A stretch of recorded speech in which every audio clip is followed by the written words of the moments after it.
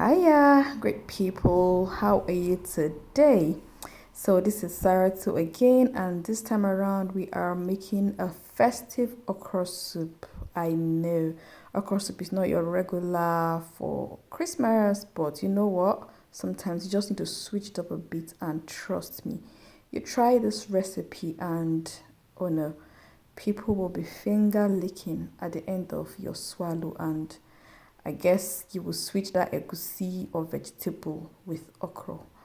For those who love okra, this is a must try recipe. It's basically a jollof okra if you ask me, because it has everything in it. It has meat, assorted, and of course, I won't delay you. Let's just jump into the ingredients. You need okra, you need fresh prawns, you need cooked meat, any type of meat at all.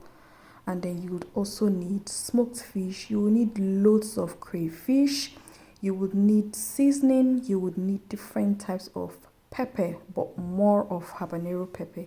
And I have this vegetable stock that I filtered from Ofada blend, which is not compulsory, but I had it and it added extra spice to my soup. Now let's go into the process. The first thing you need to do is to cook your meat. I like to cook my meat to be very tasty from the scratch, so I use all my herbs and seasoning adequately. I have garlic and ginger powder. I have Kem's meat spice. Guys, Kem's is my spice vendor from Word Go, so you need to check her out. I'll put her description on the link below. And then once my meat was almost cooked, I added the vegetable stock. Now it has boiled. I'm adding my smoked fish. The fish is not too tough, so that's why it's going in towards the end so that it doesn't get too soft. And now this is more shaki and yes, other assorted. I've blended my pepper and I'm pouring it in it. So what you need to do now is to mix it properly, just so that everything would cook together and the spices would get absorbed by the meat and everything would just blend properly. So guys, I did not need to use the meat stock because I had too much of the sauce already from that vegetable sauce. Now I'm adding more of my seafood stock and chicken stock, and the next thing is my crayfish, because it's the stock is ready for the okra. And then I'm adding a little oil just for a start to see how I can brighten the color of the soup.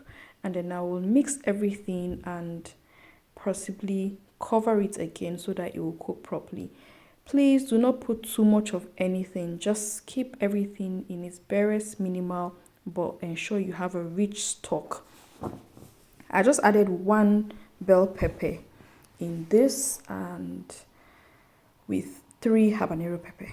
So the next thing is to wash our vegetables. I've washed this and look at the sand that I got from it. It is dried uziza packaged, and I can't believe this quantity of sand from it. So I'm having to wash it the second time just to be sure I'm not feeding too much sand into my food. And excuse me, this second time I think I was lucky, just a few grains of sand, and fair enough, it can be pardoned. So I'm going to pour this back into the meat stock now, and the soup stock is, the vegetable is going into the soup stock at this time simply because it is dried. If it was soft, it should go in last. And now you cover it out and allow it to cook very well, just so that the vegetable can be soft, right? So the next thing we're going to do is to prepare our okra, which is the main ingredient of the soup per se. So I've grated that, and you just use the coarse part of the grater to do it. That's like the next after the smoothest part, right? To grate that. And then I'm showing you how to cut your okra. Just divide it into 4 and then begin to cut it either diagonally or horizontally.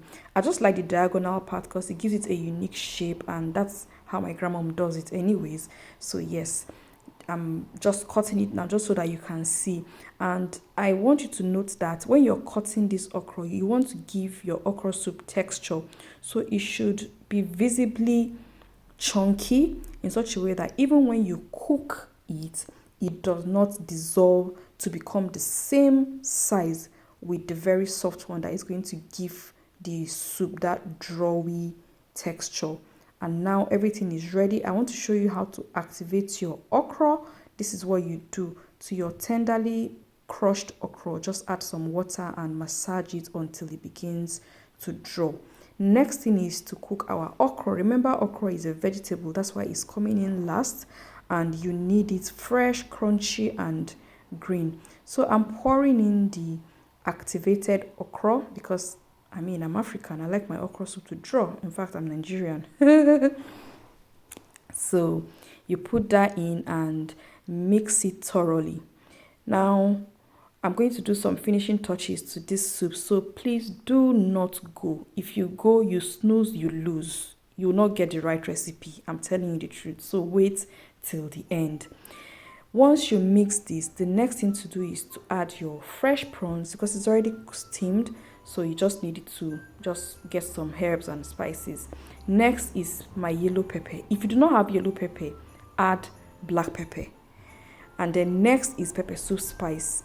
Notice that I have poured the crunchy okra last, the chunks. Kem spice is your best option for spices.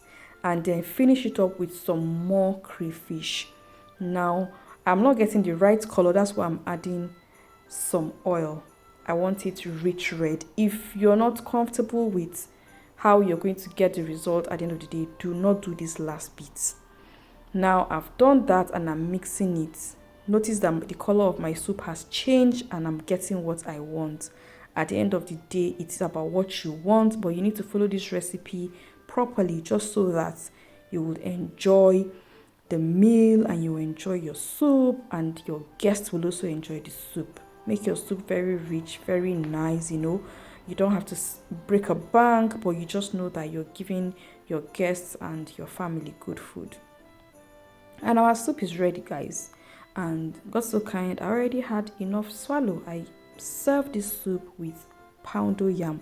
You can eat this with eba. You can eat it with fufu. A nursing mother can have it. Just like you need to limit the quantity of pepper. Anybody can enjoy this soup. It is just so lovely. And this is where this video ends, guys.